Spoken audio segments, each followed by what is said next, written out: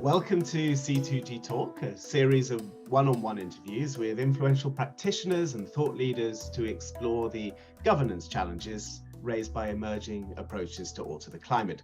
I'm Mark Turner, Senior Communications Consultant with C2G, and I'm speaking today with Nii Noi Omaboe, a youth climate leader from Ghana, who co-founded Sustainability Week Accra in 2019, and is a member of the global coordination team for Youngo, the youth constituency to the UNFCCC. Over the past 8 years, he's worked with many NGOs in the climate and development space, and is currently working with Impact Hub Ghana and supporting the establishment of youth climate councils in the Global South. On Earth Day last year, he collaborated with the Youth Climate Council Ghana to screen a documentary called Weather Control, the Debate Over Geoengineering. Nii Noi Omaboe, welcome to C2GTalk. Thank you very much, Mark. Super great to be here to speak to you today. Fantastic. Well, let's begin with where you started. What motivated you to work on and get into the climate change sphere? What are you seeing around you in Ghana right now, and what do you see sort of coming over the next few years? Right. So my work in the development space actually started about 8 years ago. With an organization in Accra that was building youth training centers and homeless shelters in Accra. I finished high school, and I just appeared as a person who was genuinely cared about people, and in the future, got to the environment. But it was first, just caring about the city and some of the things that were happening. And so I joined this organization where we're providing for people who lived in the streets of Accra. From there, my advocacy work in the development space transformed when I joined the University of Ghana. So at the University of Ghana, I was part of ISEC, one of the largest youth organizations in the world working on SDGs. I was also organizer for Amnesty International campus.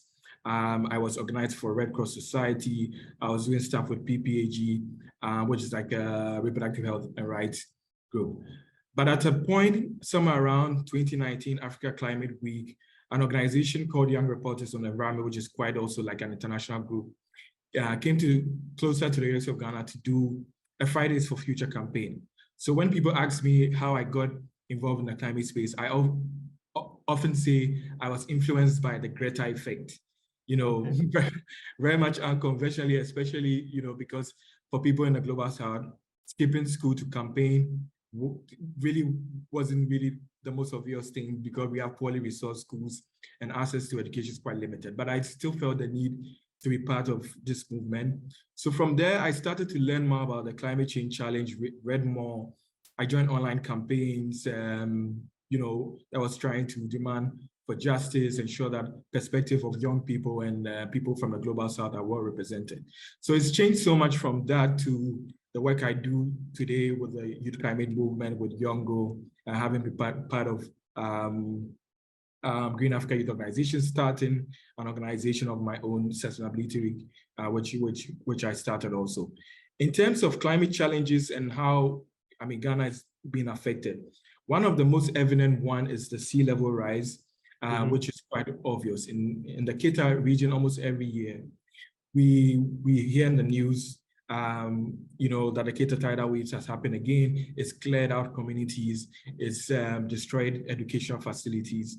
But also, like, as a person who's lived in a coastal community and very much attached, so I'm a Ghanaian, which is like a clan in urban Accra. We've seen how artisanal farmers and informal fisher folks are recording low catches of their fish. A greater part of it is the coral reefs, which are being destroyed because of increased heat waves, and the fact that there's just low catch. But it's also connected to economic needs and how it affects women, for instance, who depend on the fish, to sell, to take care of their children and so on. And how much awareness do you see, especially amongst young people, but also more generally, that some of these things that are happening, like lack of fish and so forth, is linked to climate change? How sort of upfront is this debate in Ghana right now? Well, I think generally it's a growing discussion. I'll be honest to say that the lack of economic opportunities often clouds your mind in seeing climate change as a very eminent issue. That's what I think is a challenge for young people. And even in the opportunities that exist, for example, they'll say in Africa, we have agrarian lands, and so we can go into agriculture and so on. Climate change doesn't make it easy for young people to be involved in agriculture because, the increased wave, the change in rainfall patterns, it's affecting agriculture, which could be an opportunity for young people to easily get themselves involved in.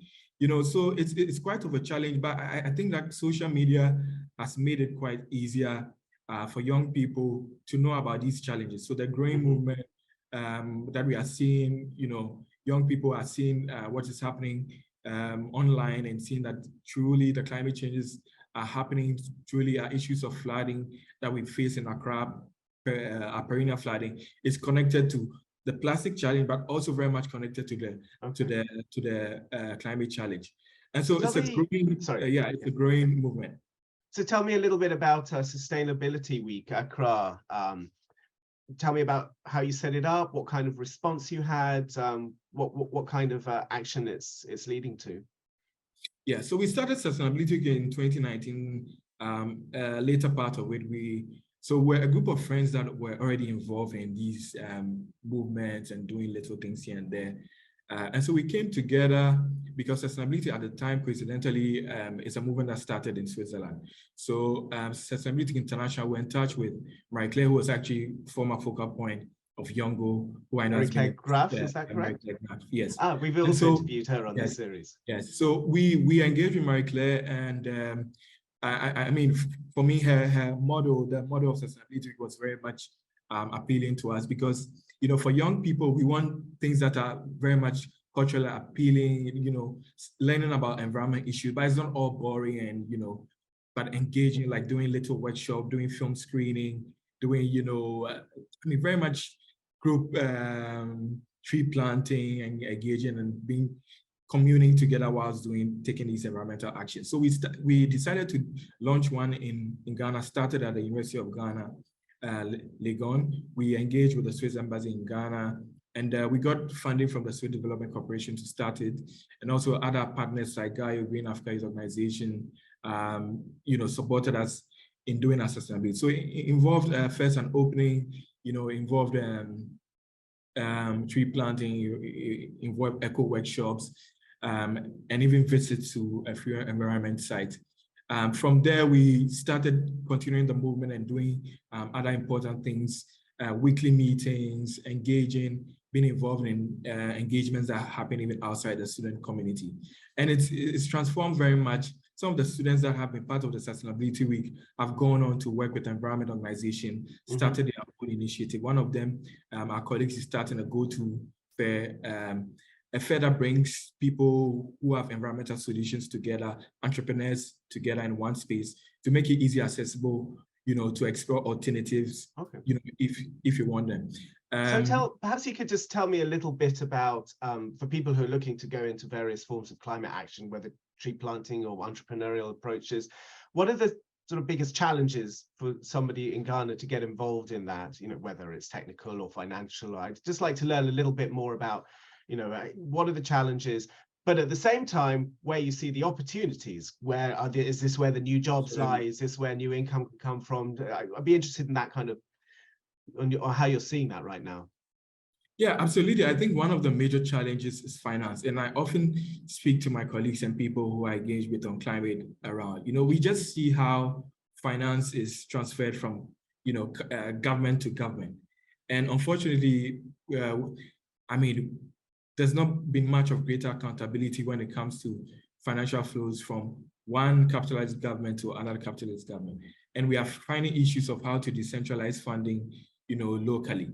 But I think that we need the same level of trust that is given to governments in terms of access to finance, maybe the GCF and other financial facilities that exist. We need greater trust and power shift from these governments to young people. And we just need to trust young people more, because a lot more young people are starting very good initiatives that can transform and create a chain of benefits for not even just young people, but their entire countries, and could potentially transform a lot of things.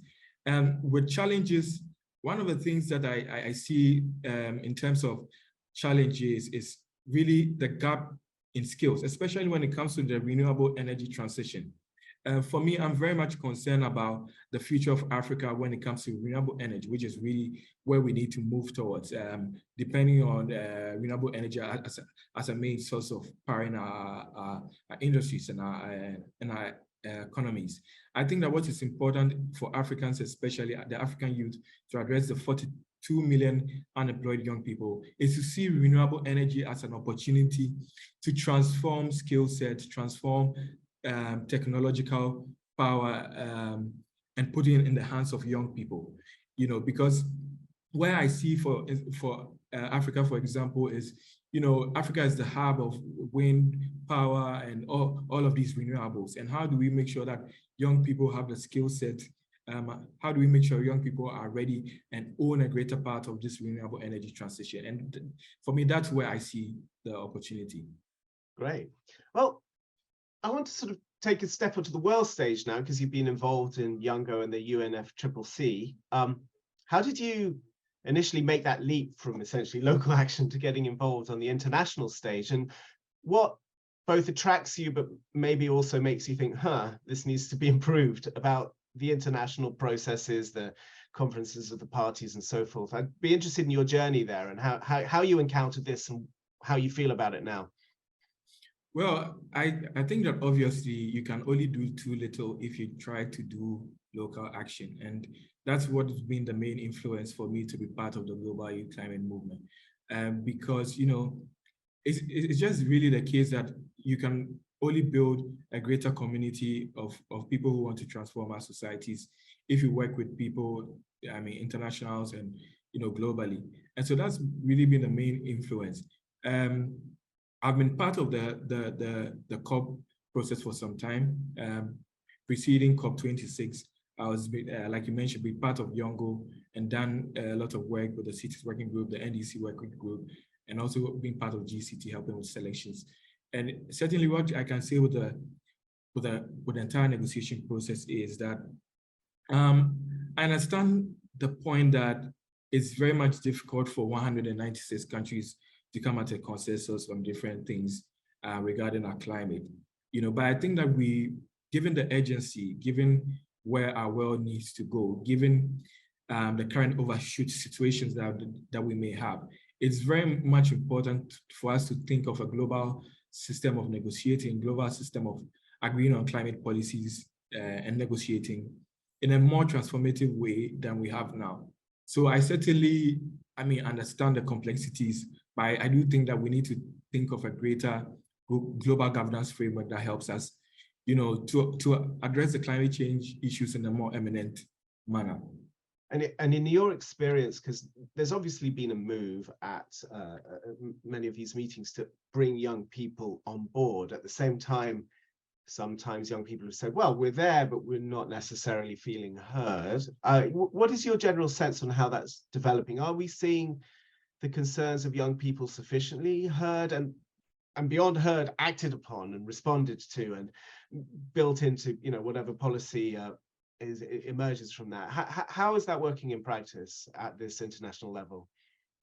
Yeah, what I can say is that, having been in the COP process and other international engagements, I think that generally for young people, we are treated as just the observers that we are. So young people have, draft position papers that so for example, at the SBs, as part of the technical engagements at the SBs, Youngo had the opportunity to draft their position on where they want, us to go to in our next phase of our NDCs and in the global stock take process, what we should put as priority. But I think that being an observer doesn't really give you the power to really, equal footing of power to make positions that are really considered. And even when you look at the observer constituency, you see how Youngo as a youth observer is given often in these negotiating meetings, given 1 rep, and other constituency are given 5 reps, 6 reps, considerable number of representatives to be on the table of discussion.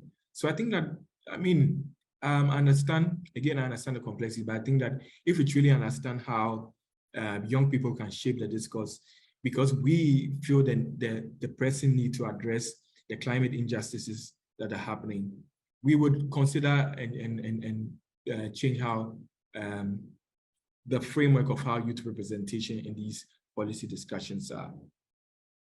So give me one example of how you might change that.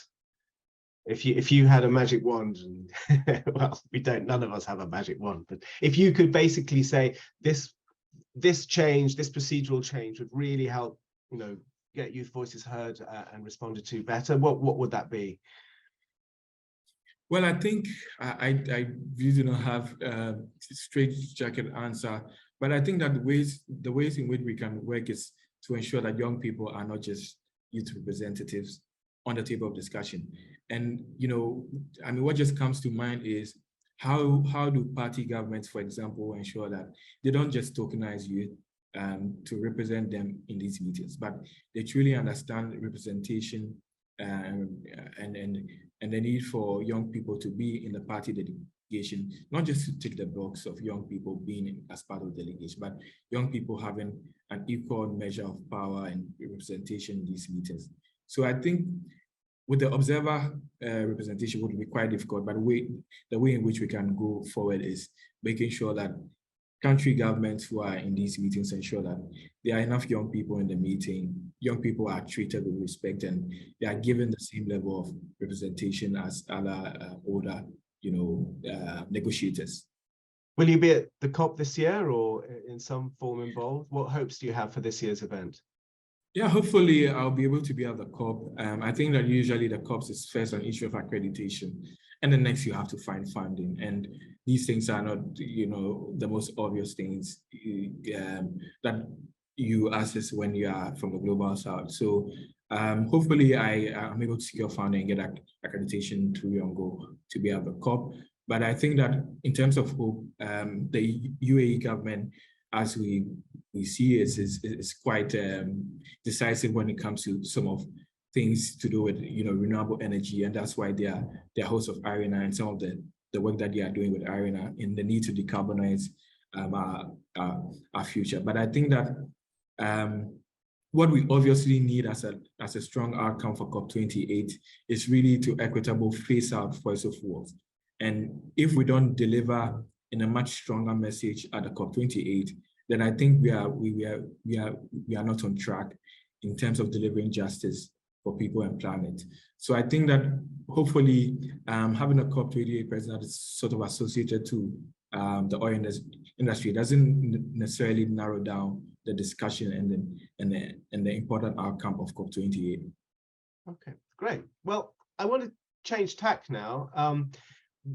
Talk a little bit about this proposed new technology approach to tackling climate change, solar radiation modification. Obviously, the emphasis is on mitigation and removals, but there is this idea that this could help, lower risk as the transition takes place. What inspired you to screen a documentary about solar radiation modification or geoengineering last year? And tell me a little bit about that process, how you got involved in this discussion.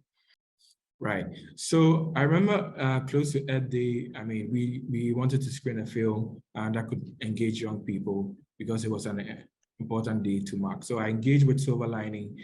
Joshua, unfortunately at the time, was working on international strategy with Silver Lining. So Joshua recommended this film, that we could screen. And when I first watched the film, I was totally confused.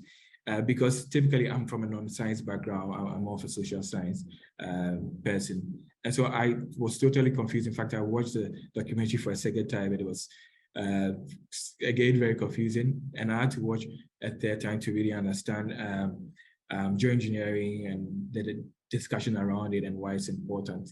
And so we filmed the screen in Ghana at Green Africa Youth Organization. And we had a few panel discussions as part of the film screening. We had people who were working, we had one geomatic engineer, we had one youth rep, and somebody who was working with the government on geoscience.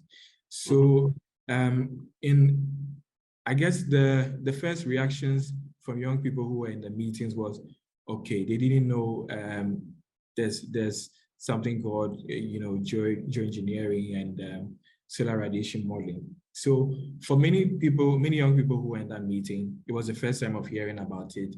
It was the first time knowing anything on that track. And I guess from some of the feedback that I got from the young people who were there, they were very much happy that, at least they got to know about this thing that's happening. And not just a regular filming of environment film, but, great learning coming from it and being immersed in science as well.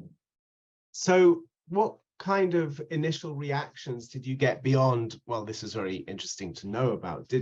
Have you seen people react, in a sense that this could be helpful, this could be harmful, this is something we should explore, this is something we shouldn't explore? I'm interested in the sort of what kind of feedback you got, what initial sense of how people felt about these ideas as a first sense of it after seeing this film and after discussions. Yeah, the young people that I spoke to were of the position, many of them were of the position that we should explore, and we should learn more about it. So in the position of many young people who would virtually look for different opportunities that exist within, this narrative, they were in support of it. And especially very much so because many of the young people who joined were actually students of the University of Ghana. So they were mostly looking at how we can be involved in research. So how some of them can dedicate some of their academic research towards, SRM and potential benefit. But also there were activists in the room. So many of the activists were very skeptical and definitely, were thinking about the potential risk that could be involved in being involved in SRM and how it could affect Africa. And given how unequal global governance is, how this could potentially play out and, perhaps work against global South countries. And I'd love to hear more of your thoughts on that. So we've seen over the past few weeks, SRM getting increasing attention. We've seen the UN, we've seen in a UNEP sponsored report, we've seen the EU come up with a position, we've seen something come from the US, essentially pushing for more of a discussion. At the same time, there are voices out there who really don't want to see this debate go ahead. So what are your top line thoughts on where you see now the global debate around SRM, its research, and how one would involve the global South and youth in particular more equitably in governance and decision-making processes? I'd love your sense of where we are in that debate right now.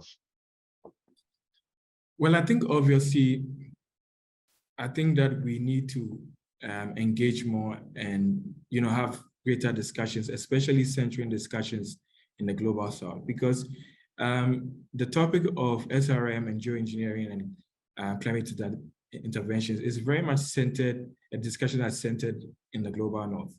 We are still not having discussions in the global South, and many people are still unaware about SRM, climate interventions, and what we could potentially do in an overshoot situation that we are heading towards. So I agree that we need greater learnings. We need to explore potential benefits that it could have for us. For me, I think that we need to channel a lot more of finance towards research. It's very much unfortunate that when it comes to research, we are not having enough funding being channeled towards research. But how do we explore, if you don't have funding channeled towards research on climate interventions? So I think that's for me, it's very much important. But also how do we make sure, like I spoke about earlier, how do we make sure that, technological advancement is an opportunity for young people to engage more, to build skills, address skill gap that we have in Africa and parts of the global South. So that for me, I think are the most important part of the discussion. I'm interested, you mentioned a couple of times overshoot, and this is obviously a word that people are talking about more, and is very relevant to this discussion of SRM. As you head into an overshoot situation, risks increase, and here's a technology or approach which might reduce risks, might not reduce risks, depending on where they are, and this is what we're learning. But do you get a sense when you talk with your colleagues and friends about these potential technologies, how people think about them? Do they think about them in a sense of risks versus risks and balancing of risks, or do they think about them more as, this is something that should not be done or should be done? I'm just trying to get a sense of how people are approaching the discussion. Is it in a sort of almost a scientific risk-based way, or is it more sometimes in an emotional way about values and what we should or shouldn't be doing? What are the kind of dynamics you've seen out there? The discussion about finance is very important when it comes to climate change. And, from Copenhagen, the $100 billion that was promised global South countries in dealing with climate change hasn't been achieved. And I think this sometimes make people from the global South and places like Ghana, when people hear things like this, especially because it's a discussion that comes from the North, it seems as if, is another way of, tricking us to agree to something that we do not really know about and could affect us. So I think that the distrust, when it comes to this discussion, is something we must deal with. The second one, I think, is that the global governance structures that we have not been fair to people from the global South. And if we don't center these inequalities as an important part of the SRM climate intervention discussions, we will not make headway. And so I think we just need to address this level of distrust. If we want to make sure that people are involved, we need to address global governance structures which are fundamentally, not favorable for people from the global South. If we want to engage more and build better dialogues in terms of some of the opportunities that exist, in terms of dealing with emission levels and its harmful, effects on us. So I think that's so important, especially at a time when people have so many sources of information or misinformation, and building trust is one of the big challenges. So let's say in this debate around SRM and how to govern it, how can you suggest some initial steps that could be taken to help build trust? What kind of things could be done to help get that rapport and get a confidence that this isn't some trick or whatever, that there's a discussion to be had to decide whether or not this is an approach that might be taken? What kind of things could help build that trust? I think the way in which we can first, build trust is better dialogues. And that's why, example of this podcast is important, because we continually need to engage and learn and unlearn different aspects of, a system that has been unfair and how to build better dialogue.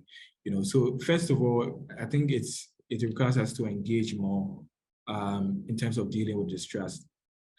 Second of all, I think that, in terms of SRM and some of the solutions that exist, places like Africa shouldn't be the experimental hub.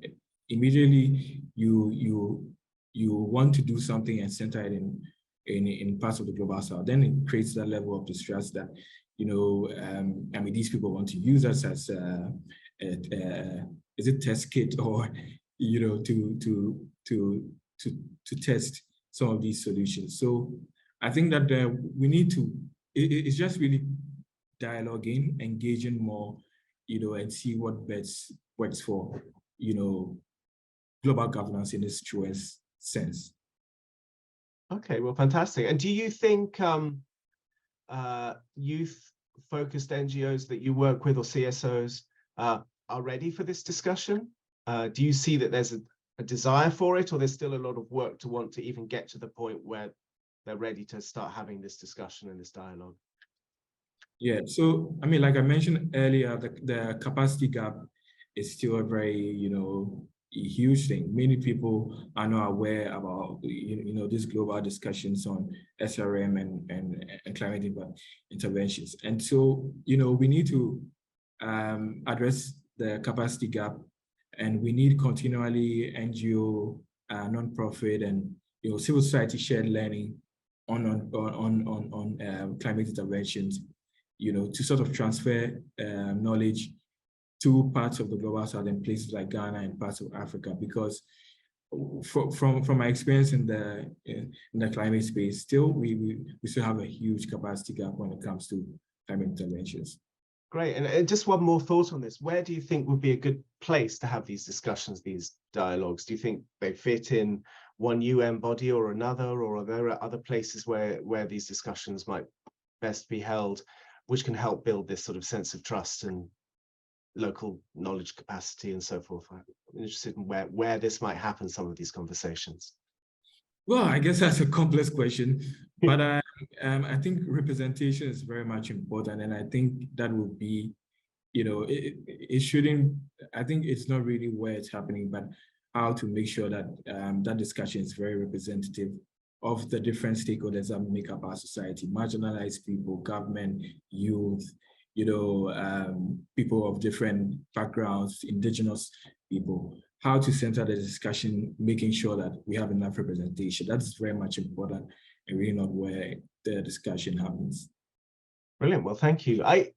We often finish this talks on a sort of I like to ask people about where they find sources of hope versus how to tackle with, sometimes the despair that can be felt about, this very difficult problem. I mean, internally, what sort of level of hope do you have that humanity is going to be able to achieve its climate goals during your lifetime and avoid the worst impacts of climate change? Yeah, this question is always, the most difficult question for me. Also because, being a climate activist and also being like a very reflective person is often very, very hard. It seems like a very lonely, field to work in, given some of the struggles that we face, access to finance, to lead projects, even just getting into the professional aspect of being part of the climate change discussions. And so where do I find hope? I find hope in the possibility of being the person who can transform, something in my little way that I can. And these days I think about, being in political governance a lot. Somebody who I very much admire often says that, the sky is the limit, but politics is the lid. And I think that we need more young people especially young people who are very reflective of our societies and, the injustice in our society and where we should go, to occupy spaces in governance. And yeah, I'm building a career to be city mayor in 10 years. And I think that's where I find, power. That's where I find hope, because I understand that I can build a 10-year career. I can build learning for this, political governance that I want to use and what I could potentially do with it. So I guess, what gives me hope is really that if I don't do it, who else would? On that note, Nii Noi Omaboe, thank you so much for being a guest on C2GTalk. Thank you. Thank you so much, Mark, for having me.